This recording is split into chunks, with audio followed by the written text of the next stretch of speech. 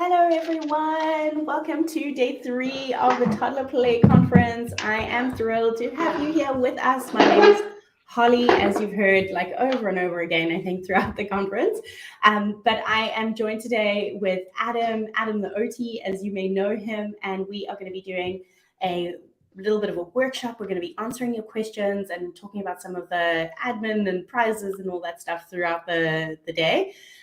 So if you are here with us live, I can see there are a few of you that have already joined. Will you give us a little thumbs up or hello there in the comment box so that we know that you are there, that you can see us and that we can see you.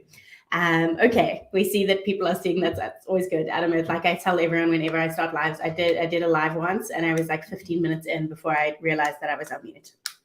So always like to get that first comment, like, yes, we're here. Okay, so I think I'll start off with some of the, oh, there we go. We see you all here. Guys, we're going to be taking also questions as we go. That's why we also have Adam here with us.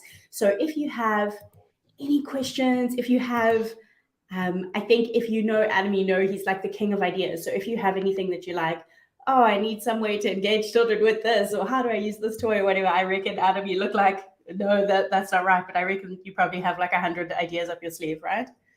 Yes, indeed. If I look confused, it's my face trying to work out how this chat box works on my phone. So I think I've got it sorted there. So play, yes, black belt. Using the technology, it's still working it out. Fair enough. Yeah, I've had a few people reach out actually about how the chatbot appears like on the phone, and because I'm always on the computer, I have no idea. But I will let you know. We have lots of people coming in and saying hi. We have DK SLP saying I'm here because Adam shared about the conference, and lots of hellos from Washington, from Colorado. So it's great to see all of you guys. Before we kick in, and I want you guys to feel free to like add questions, add anything that you'd like to ask here. Before we kick in, I do want to just say that we have an amazing prize that is going to be given away today. So if you're joining us here live, it means you can tick off one of your bingo cards.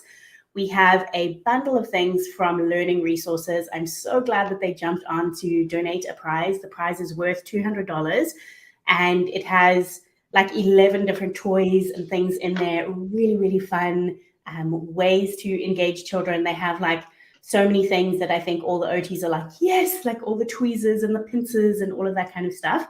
I also have a little bit of a workshop here with some play foam that I'm going to be getting into. But I think maybe we should just kick off with any kind of questions or anything that you guys want. What do you think, Adam? Do you want to give us an overlook on some of the things that you've been hearing from the conference so far?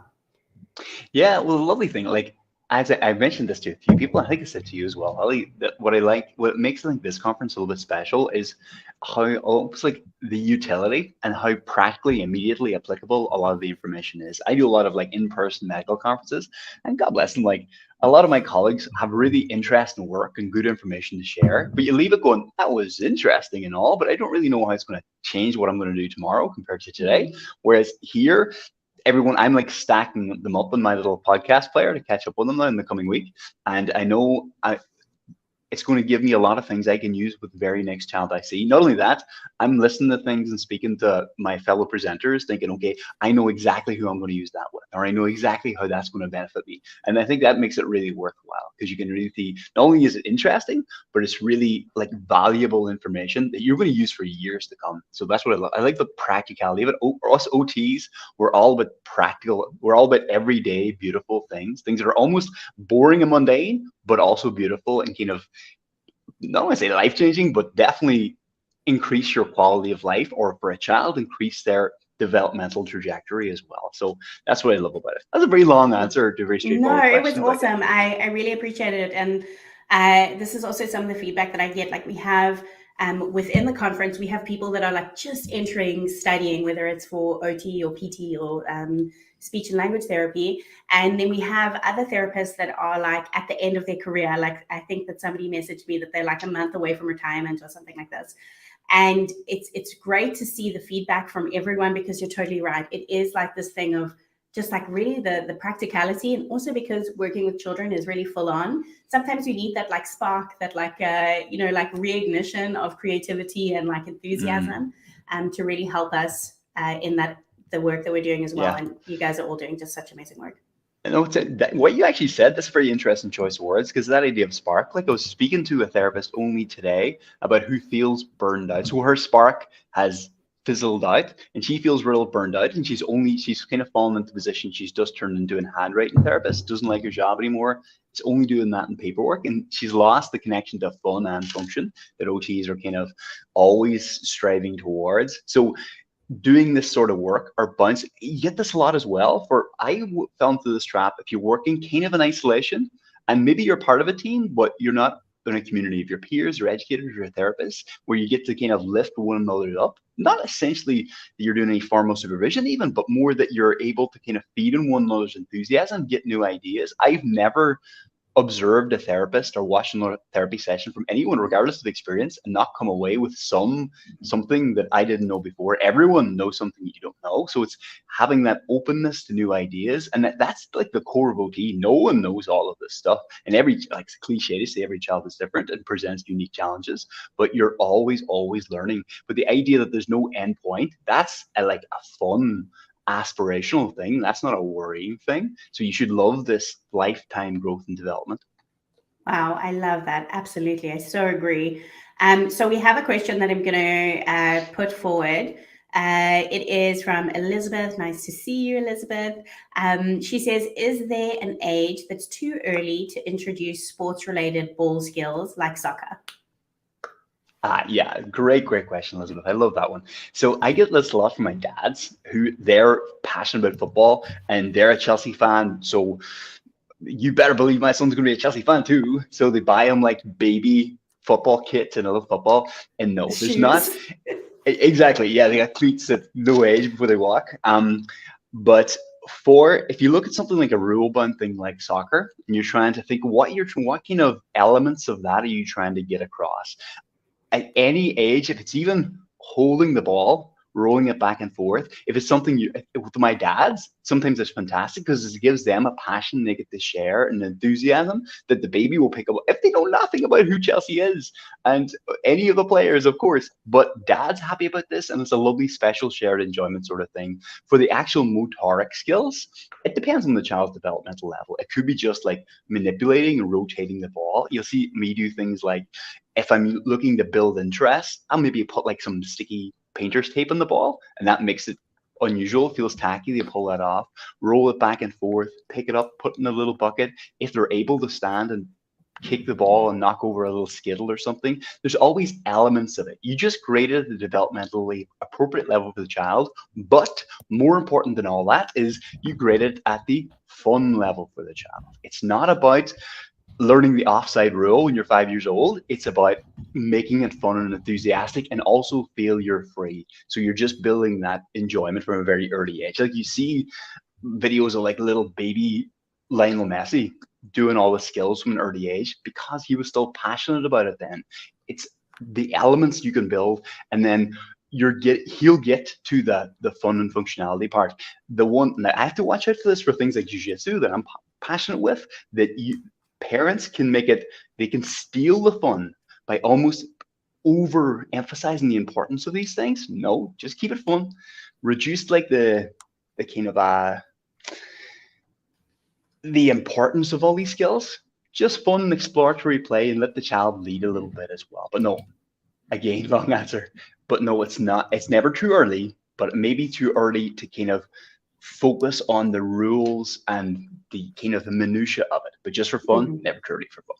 I love that. Yeah, I so agree. I think also, especially when we are with younger children, some of the thing that is difficult is the like transitioning out of the house, transitioning to places, and this, if you're choosing a sports class that is like the best in town and it's like really reputable, but it is a really big struggle to get there physically.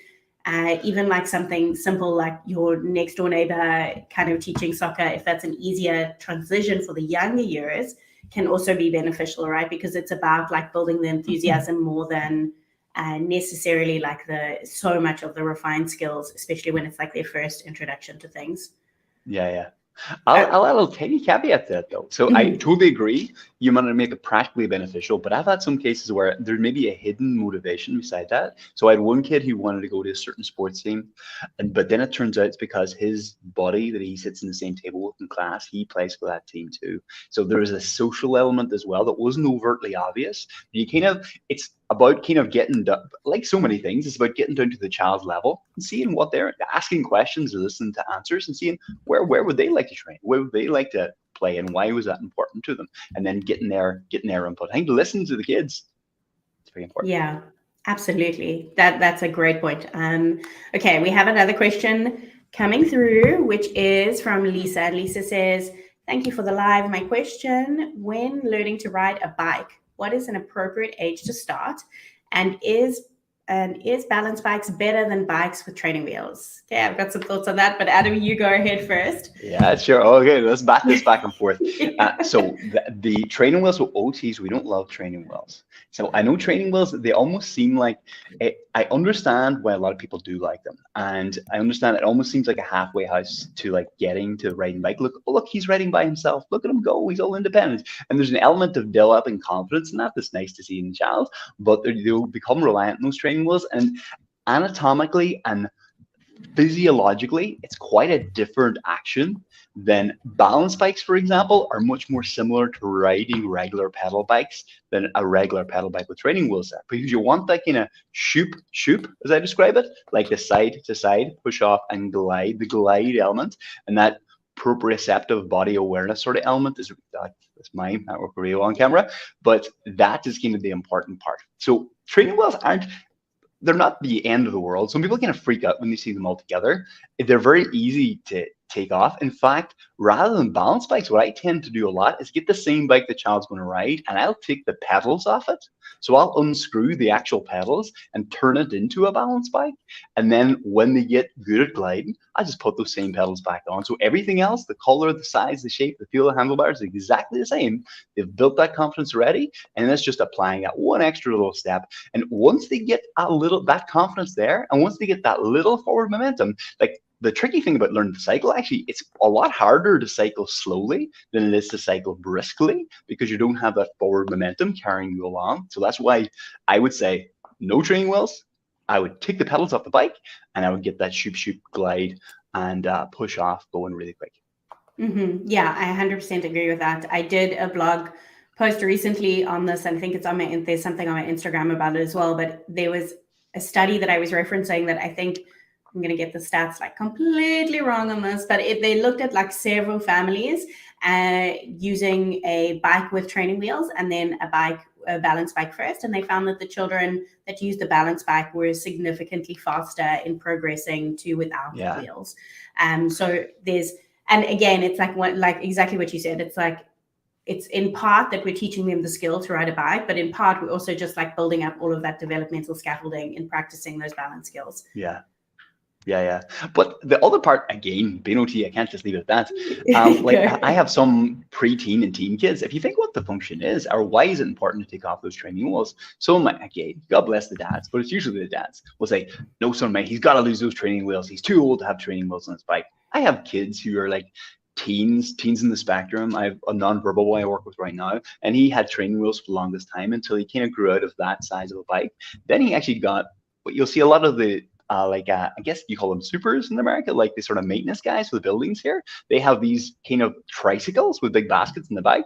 And I had to research and find out where to get one of those for this lad. And it's just for getting him around the place. It gives him a level of independence. It wasn't safe or appropriate for him to ride a larger regular two-wheel bike. So he was on his trike and getting around happy as a clam. So it depends what you're looking. Don't don't have any sort of guilt trip if your child is on training wheels, but think, okay, what are we looking to do here? Yeah, love that. Absolutely love that. Okay, we've got a couple of more questions, and we just have like lots of people saying thank you, great answer, all of this. So it's really nice to see. Thank you, everyone, for your comments. Can I say one thing that I see here? So Shauna K, This is a great point because I'm glad you mentioned this. So she says, I wanted to love the balance bikes. My son hated his and wouldn't use it. Yeah. So a lot of my parents buy these when the child's really young. They buy these really pretty wooden balance bikes that looks like some elf in the North Pole handled it together out of pine lovingly, and it's really pretty, but it doesn't look like the cool BMX that the other kids have. So it's very important that the child likes it. So it's how the child feels about it. Like someone of my sensory kids as well, it's not the thing, it's not the sensation or the physiological impact in the brain, it's how the child feels about the thing. Where are they coming from? I say this all the time. That's really important. It is often missed. Now, Shauna, what you can do if you're really sneaky like OTs are, you can almost engineer a little placebo effect. I could, when I introduce the bike, I could ensure he likes it. By the way, introduce it. But if you miss that boat at the beginning, it's a tough sell to get it back again. But yeah, that's really important how he feels about it. And if he decides, I don't want to do it, it's not the cool bike I had in mind, yeah, you might be in trouble. Yeah, and I think that's like a good point though. Like sometimes having a break after like a season where it feels a bit like butting heads, having a little break, cooling it off, and then trying again with that enthusiasm Mm, can also be really helpful. One thing that I've found with my kids is that like choose downhills because they're really fun. So yeah. wherever possible, like just even if it's like you're literally taking out the bike for 2 minutes, not 2 minutes, that's not possible, but like No, 10 no. minutes and you're going downhill just a couple of times, that can like just have one positive experience that you can close off and then move on from there. Mm, Okay, so I wanted to, while there are a few questions coming through, but before that, I do have this little play foam that I told everyone I will show them. And I actually am using some of the materials that are coming from the learning resources that have sponsored the gift for today. So this isn't actually in the pack, but they have awesome things that you can use this kind of stuff with as well. So Adam, do you ever use stuff like this, like play foam? Can you see it yeah. properly? Is Probably it not. one you made yourself, or does it have a brand name? This is just like liquid soap and water blended together. Oh yeah, yeah, yeah, yeah, Yeah. absolutely. I love it because it's like one of those sensory things that's a little bit less expensive. I like whenever we got any kind of budget in OT, I'd be like shaving cream, but it goes really quickly then because shaving cream's Mm, expensive, right? So this is like, it's just water and like liquid soap and water blended together. Somebody shared in the group also some of the aquafaba, which is that liquid from chickpeas that's blended together. And you can add all kinds of colors. So what I set up here, I just wanted to give you guys a couple of ideas. And then Adam, you can also add if you've got ways that you play with this, like yeah, some of these kind of test tubes with colors that they maybe. can do mixing and spoons and these little droppers Droppers. because it's like part liquid, part foam. There's actually like it's kind of endless. Like anything that you think you could do with like finger paint or shaving cream or anything like that, you can actually do with this as well. And you can even use natural colors. Like this one, I just put cabbage in some water, so it makes it purple. If you're worried about like toddler skin or anything. And one of the people in the group did comment like that they should have done it in the bath. And I would agree with that. It's always great if you're at home to be able to like put these things in the bath and then it's very contained. So you're not too worried about mess. But the good news with something like this that is from soap is that it is pretty clean mess if it Mm. does get messy. So I wanted to show you that because it was something that I'd said I would do today. But do you have any suggestions, Adam? Now we have your expertise here. In terms of these sensory things, do you use something like this or? Yeah, loads and loads. So I love, and because there's a few things that are important about that. Because it's relatively failure free, there's no way to know you're playing that wrong. It doesn't really exist. You can let the child follow their own like play experience to follow their own motivations, and it's using things like the water like you have there, the soap. Shaving foam works nicely too because surprisingly it looks really messy and the child looks like a snowman halfway through, but then it dries off and you just brush it off their clothes and it just disappears as if by magic and you look like you've got some real tricks up your sleeve. It's really nice as well. There's a few things I will do with like capillary action and using different colors. So if you have washable markers, I have a whole bunch of like smelly washable markers that Crayola make. They're really fun, and use that on a little tiny bit of like a kitchen roll, like blotting, that sort of tissue paper, but kitchen tissue paper, and get the child to color in a corner of a piece of tissue paper and just pinch that off and drop it in the test tube. But then when they put even slightly warmed water, you'll actually see I call it like spirits. You'll see the colors kind of bleed out of the tissue, and it very quickly turns out quite a vibrant color. And because they're smelly too, my water then smell like apples or blueberries or things like that. Then I'll use that with the dropper and then do little artwork things. A great one to have in there as well is anything you can separate out and mix colors. So I have little, the kind of deeper paint palettes like a artist would use. Is that a palette? That's called a palette, Yeah. right? Easel, Yeah. that part, the palette part, yeah. Yeah. So those, and the child will maybe put the tissue in one of those, but maybe there's 8 compartments. So then I'll have primary colors in the corners, and then they can use the dropper to kind of mix different colors and empty ones and see what happens there. And again, very fun, very failure free. One of the ones that's important, you mentioned about the bathtub, because this is like the rookie mistake every new therapist who's really enthusiastic and wants to get a domestic play mix is you see them set it all up with the best intentions, and then they have to be the fun police for the next 10 minutes saying, no, not like that. Oh, put that down. Oh, come back. Only here is where the fun's meant to happen. No, the fun's going to happen wherever it happens, guy. So you kind of have to engineer the environment. Like so much OT is about activity.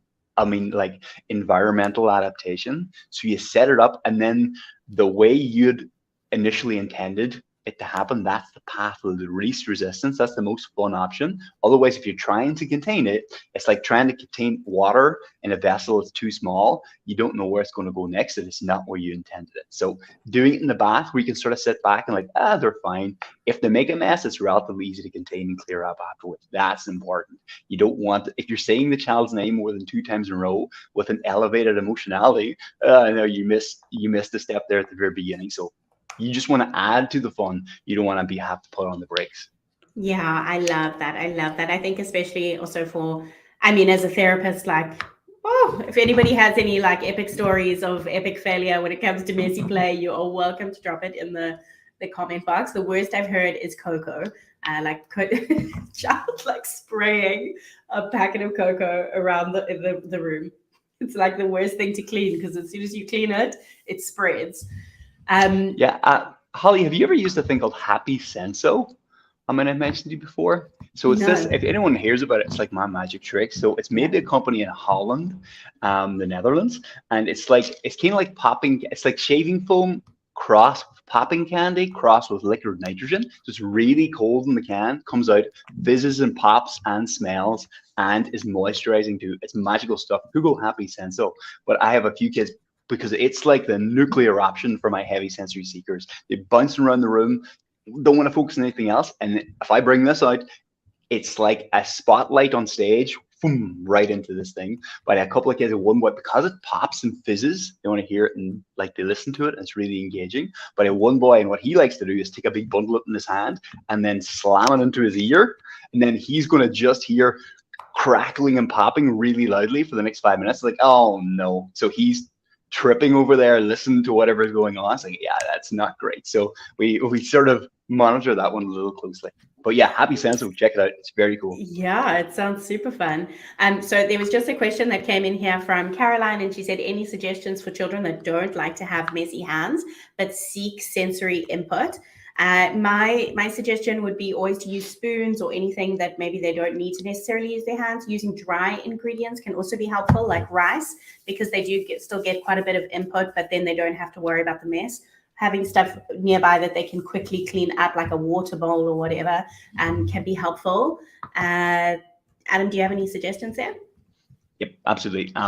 It's something I mentioned already. So it's not the sensation, it's the child's perception of the sensation. So when they feel they'll compartmentalize, their little amygdala will have a conversation with their hippocampus, thinking back to the memories and going like, wait, what's this? How do we feel about that again? Do we like this? I don't think we like this. And you'll see them emotionally check out. Once they've decided in the moment they don't like it, pulling them back and trying to almost force them into the activity.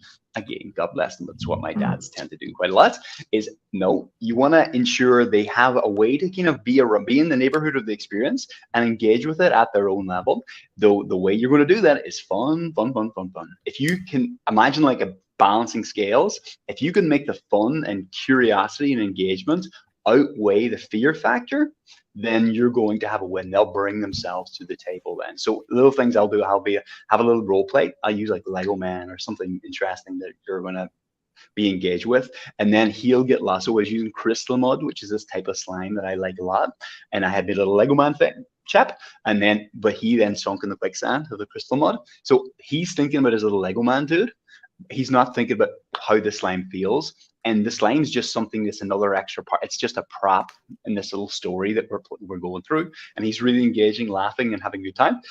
And then he can explore. At the beginning, he was using the pencil to try and poke the Lego man out. And then he was like, forget that noise. And then got like elbow deep in this stuff that he wasn't even going near initially, because it was then on his terms, and he decided, no, this was fine. Not the sensation, child's perception, not the sensation. So then that's one. But again, you want to avoid, as soon as you go into that emotional fight or flight kind of response to it, that's tougher to bring it back. Instead, you want to be in the neighborhood of it, let them engage with their own pace, and then load the fun all the way into it. Anything that captures their engagement, that's what you're going to use a lot of. And smiles are a giveaway. If they look concerned, look for those like physiological factors. So galvanic skin response, like sweatiness, clamminess, tense shoulders, fear responses.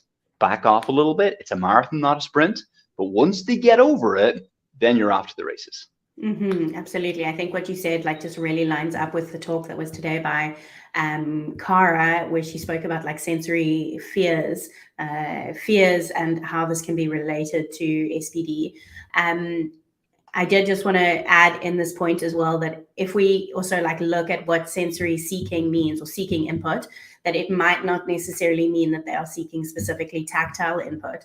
And tomorrow we have a talk that like really goes into all of the 8 sensory systems. So definitely have a listen to that one. I think it'll also like just put some light on this, because sensory is like, it's such a big topic and it influences everything that we do in our lives. So the more like understanding we can have, the better. There's another question that I did want to jump into, which is from Millicent. And she says, do you have a list of items you recommend new PED OTs get at dollar stores for fun activities? Like go to affordable, accessible materials you use in OT sessions. Yes. Short answer, yes. Long answer is a very long answer. Yeah. So there's heaps of stuff. Oh, guys, that's a long one. Let me think off the top of my head. So you want? So are we talking just sensory-based stuff? No, I think anything. And actually, Can I I see know your that question? you Let me bring it up recently here. posted something on Instagram about like your like home visit bag. I think that Okay. that kind of information would be really Items helpful. Dollar stores fun activities. Yeah. So, brilliant. Great question. So things that are multi-use. So I have lots of toys. People give me stuff as well, or people like through the YouTube channel will send me things, and anything that does do one job, even like nice things like a Lego set, you build a little car or something. That's all well and good, but I want things I can use in many, many different ways. So things like I use a lot of little Lego figures. I'll use Play-Doh constantly. You already showed things like the droppers. I'll have pegboards, but I only use the pegs for almost like a manipulative, an object that will play a role in different stories. If you have a look at any of my like YouTube videos, you see a lot of the things I use tend to be everyday objects that are small and transportable, so I can throw them in my bag between schools. But things like coins, because it's something I know the parents will have at home as well. So okay, I'm gonna run off things on top of my head that I've used in the last few days. So coins, small piggy bank, plastic or reusable, like forks and knives and spoons, straws that we can cut up and thread, shoelaces, you'll get a lot of little small Tupperware things. You can batch activities. You can just take it straight out and manage the material. That's quite important too, a way to manage the materials. One thing I posted on Instagram was that little paint palette, because I'll use that as almost like a visual schedule for the child. So I'll have like 6 activities. He can see what comes next. A little mini Travel Connect 4 is good. I said Play-Doh, a small amount of slime. You can either make yourself. Look into crystal mud. It's my favorite. One of my favorite activities we'll do is an attention grabber that works every time. You'll see it in my Instagram about blowing the light bubbles. So using the straw with the crystal mud and a light source like the back of my phone underneath it, and turn the lights off, and it's like a ball of light expanding in front of the child that they're controlling. And this is like at least brown, your black belt level stuff now, because it guaranteed I've never had a child who wasn't captivated by that activity. And then it's something they will ask for. You can keep in the back pocket as almost a reinforceable as well. There's a game, a few little things I picked up over the years. This game called OK Play, which is kind of like a Connect 4 game, but the actual pieces of it on my Instagram recently, you'll see it attached to my bag by a little carabiner, because the stackables are really useful for doing any sort of bilateral integration coordination activity. I'll have the child like sit on like one of my big things I always have is a peanut ball, like a yoga ball, but shaped like a peanut. So the child can either be on it on wheelbarrow, a bit more stable, or sit on it like a horse, or I use a game called Bus Driver, where they use a bus driver. And that sort of ability to compromise their base and work on core stability, work on upper limb strengthening stuff. I'll have a resistance band, definitely at least 2 of those. I'll have like a hand strengthener, one of those little grippers, but I'll use that to pick things up with a gripper as well. I'll have a hula hoop, and I'll have large pegs. If you look at, there's small like clothes pegs, they're great, but I'll actually get, they're for like beach tiles. They're like super sized big clothes pegs, and they're fantastically good for working and hand strengthening, but also I use them for like picking up ping pong balls and all sorts of stuff. And then small crayons. Very, very important one, my favorite that no one else seems to have, is a single hole punch. Get a single hole punch.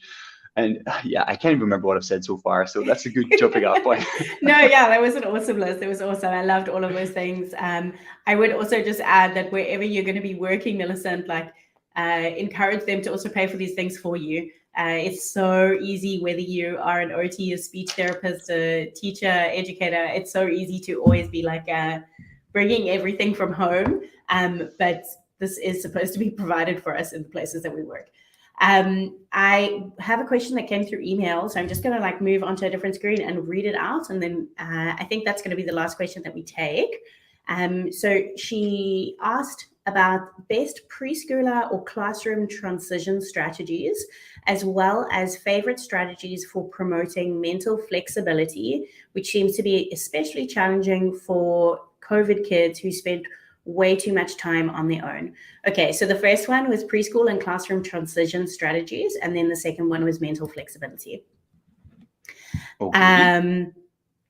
Do you Go want ahead, to by all means. No, yeah, you go ahead. I'll hop in. Okay, so I'll jump into the transition one, because that's something I bumped heads a little bit with an ABA therapist this week about, because they seem to be like, I feel with transitions there's like an effortful, laborious, stressful way to do it, and then there's a sneaky OT way to do it. I don't think I'm a lazy therapist, but I'm certainly economical in my efforts, and I want to do the approach that will be the least stressful and easiest for the child to be successful at. Why do anything else? They're correct and they're winning, so it greases the wheels. So I like doing things. So I'll use transition objects. So if I'm moving child from one thing to the other, I might bring an element. So he was going from playing on this exercise ball little area he was having great fun with. I wanted him to come and do this like scooping. I have like, it looks like a pair of scissors, but there's scoops in the end of it. That was the next thing we're going to do, but he knew that was coming up on the table. So I would actually bring the scooper over to where he was and say, oh, this is coming next. Put it in his hand. He has it in his hand. It's almost like a thread connecting him to the next place to go. And then I'll steer him and make the pathway between him and where I need him to go to next very straightforward. He sees what's coming next. He was aware from my little almost 3D real world visual schedule, this is the next thing coming up. Some of my kids, I'll use things like timers, especially Time Timer, the company that make the one with the red little timer the child sets as well. For those guys that was slightly older children, I love those. The one thing I'll say is if your transition's not working, the old Einstein quote about doing the same experiment again and again, expecting different results, there be madness. That is madness, but I see it every day of the week. And I'll see therapists and LSAs and school shadows chasing kids, saying their name endlessly, just training them to be ignored essentially, and it's not working. So the transition you use is the one that's successful. If the one you're using, if it's a verbal transition isn't being successful, okay, go back to the drawing board and try something else. Using gentle physical prompts or just guiding them towards the next place to go, having visual schedules, having transition objects is one of my favorites. Then that will help just make it, again, path of least resistance the whole time. Make that your kind of go-to. Absolutely. I think that transitions sometimes are also this place where whatever the child is experiencing becomes more visible. So, like, often, especially in like a school setting where we have like, now you sit for circle time and you receive, and then you go to art time, and like we tell you what to do and you do the thing. But then when you transition, it's like the world of freedom, right? So if they are feeling overstimulated, that's where you're going to see the meltdown.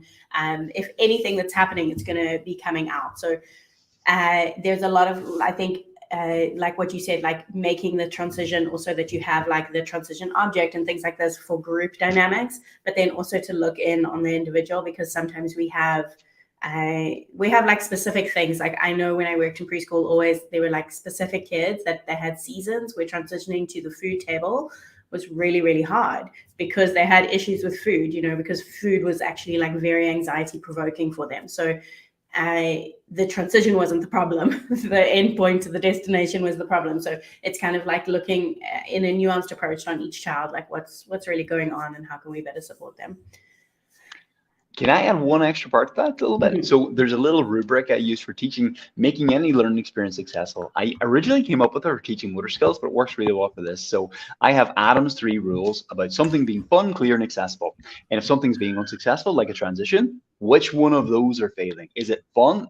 That food table for that kid, maybe it's anxiety producing, not fun at all, or the thing we're doing is more fun.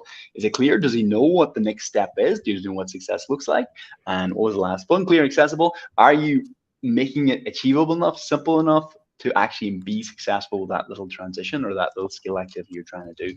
The reason I like that is it helps people kind of look at, okay, what change can I make to one of these 3, make it more fun and engaging, make it more obvious or clear with visual schedules, or make it more accessible or easier to do to be successful. Then you never run out of ideas. There's always something to manipulate and change those little sliders for those 3 elements, and you'll get back on task. Yeah, absolutely, absolutely. There's a comment here that I wanted to read out. It says, thank you. Anyone else doing a dollar store run this weekend? Laugh out loud. I've got a big list of fun stuff to buy. So thank you for that, Priscilla. It's really amazing to see so many educators and therapists here and how enthusiastic and how passionate you all are. I am so inspired by all of you that have joined the conference and just like your motivation to empower the kids that you work with. It's incredible. Okay, so there was the second part of that question. Can we get to that? Oh, I see we've actually like gone way over time. Adam, is that okay? Do you need to get going? Yeah, it's fine. No, you're okay. Okay, we'll take the last question and then we'll get going. So she's asking about mental flexibility. She said strategies for promoting mental flexibility. What age are we talking? Preschoolers, I think she said. Let's just double check. Preschool, yeah. So 3, 4. Yeah, no problem. No. So it's a very good one. So I have a couple of kids. One boy springs to mind as soon as you asked me that, and he's very that impact of COVID and the lack of kind of exposure to other people's motivations or other people's needs was a big factor with this little kid, and it's a major barrier for this boy's success and very socially isolating. So having lots of opportunities for choice and one of the things is you can't, again, like most sensory things or most elements, it's not something you can force. He has had input from ABA before that fell really flat because he really dug his heels in and was not going to be forced, and it became even more highlighted in his brain the fact I'm going to be not stubborn, but I'm going to be really rigid in my thinking. So having lots of options and lots of positive choices he can make when he's able to have an element of control about what's going on, but even within slightly tailored choices, both of which are going to be positive. Like one of the things I talk about a lot, and I think it's missed in a lot of conversations about sensory stuff and executive function, and this ability of flexibility is about choice and control. Like if you imagine if you work with like a little toddler at the tabletop and he's playing with a spoon, and it's arbitrary, he just happens to have a spoon in his hand, but if you try and take it off him, the spoon's the most important thing in the world. He's going to hold on to that and fight you for it. And like, no, you want this? It's most important. It's my spoon. But you have elements of choice where you're not enforcing it too harshly, but you're also just in the neighborhood. You're taking any fun, clearly accessible. You're taking any sort of time pressure or risk, like constraint or like emotional tension, you're rationing all the way down. You're staying super calm and super relaxed, and you're letting him take his time to make those choices. And you're giving him a little bit more like emotional space to feel okay about making those choices. And then as you see this sort of emotional armor come down a little bit and become more emotionally flexible, like as you get older, there's a lot of kids I work with in this area where you're getting into like Michelle Garcia Winner stuff and the superflex stuff and the social thinking sort of stuff. But at this age, it's all emotionally driven. It's all that how he's feeling in the moment, and keeping that tension down and giving lots of positive like choices, both of which are totally fine to make, but you're giving him a feeling of control and agency in the situation.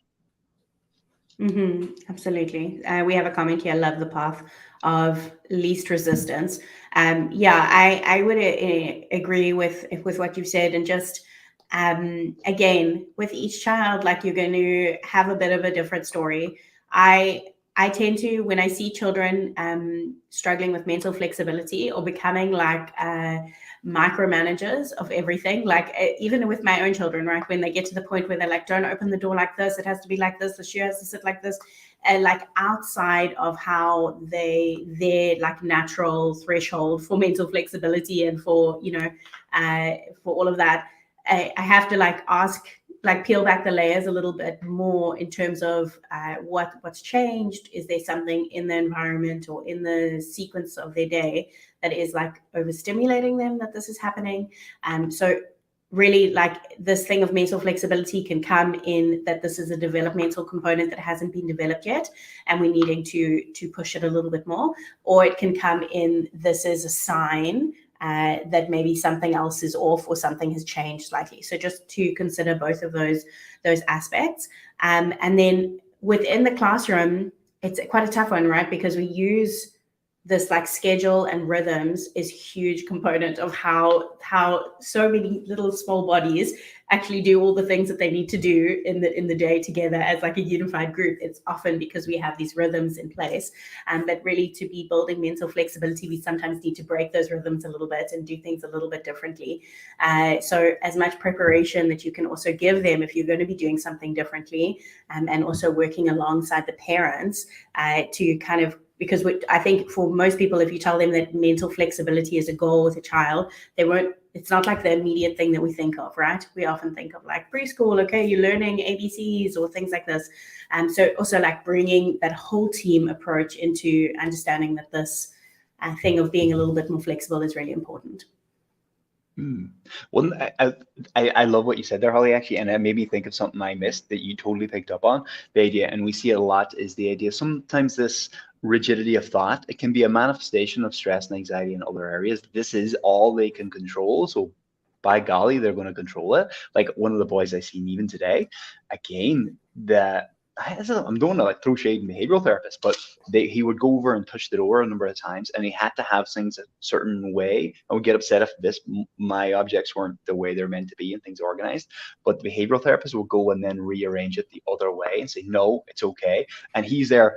My boy he's nonverbal, but you could see him almost burst into flames emotionally. He's really feeling this, but he was emotionally elevated, and this you could, because there's a big interplay between that emotional arousal and the manifestations of these decision making and feeling to need control of things. So that's sometimes if you have a child who then has a sensory diet or is getting lots of activity or doing well in other areas, you see this flexibility of thought naturally just open up, and kind of like a flower, it just kind of blossoms, and the child's less oppositional, less defensive, and then more open to the beautiful learning that's going on around them. Yeah, absolutely. Our kids are whole beings, just like us. Like if you are experiencing stress at work, it absolutely plays into our home life, right? It like we so naturally are these whole beings that everything is impacted about like the way that we are. And so our children are exactly the same. It's easy to really like look at them in like micro moments or micro skills. But it's important to definitely have that big picture. And I think, Adam, with that, we've been going for 45 minutes. We're supposed to be 20. So thank you so much for your generosity of time. No worries. We've had lots of comments coming through here saying that they loved your talk today. I know I loved it. If you haven't watched it yet, go and check it out. Adam is talking today all about ball skills, and he has some amazing, fun activities and ideas that are in there, of course, which is like your signature. And we have some other great talks there as well. I've suddenly blanked. We have Cara talking about SBT today. We have Ashley Ye talking about Montessori. We have an independent play talk by Mandy from Raised Toddlers. And of course, we have Inspired Treehouse talking about the core, which I know has also been one that's been really, really loved. So go ahead and check out the rest of the videos for the conference. And I will be seeing you guys back here tomorrow with Nicole from Delightful Dreamers. She's going to be joining the live. And Adam, thank you so much for being with us. Thank you so much, guys. Thank you, Holly. Glad to be part of this. Amazing. Yeah, sure. Adam, you're also welcome to drop any information if you want to over here for people to come and find you. But if you're part of the conference, go and check out Adam's YouTube channel. It's linked there below his talk for today. Okay. There's another question that's come in, but I think we're going to leave it for tonight. I'll try to answer this in the group. Okay. Oh. Bye, everybody. Yeah, you want to answer it? Oh, no, it's just if anyone, you'll find me, if you want to communicate as well, you'll find me at AdamUT at Instagram. Any questions you didn't get to ask, feel free to DM me on Instagram. I get those all every day, but I really enjoy them. So by all means, reach out to me, anyone you like, and I'll promise to respond to everyone. Oh, that's awesome. Thank you, Adam. I appreciate that. Okay. Bye, everybody. Awesome.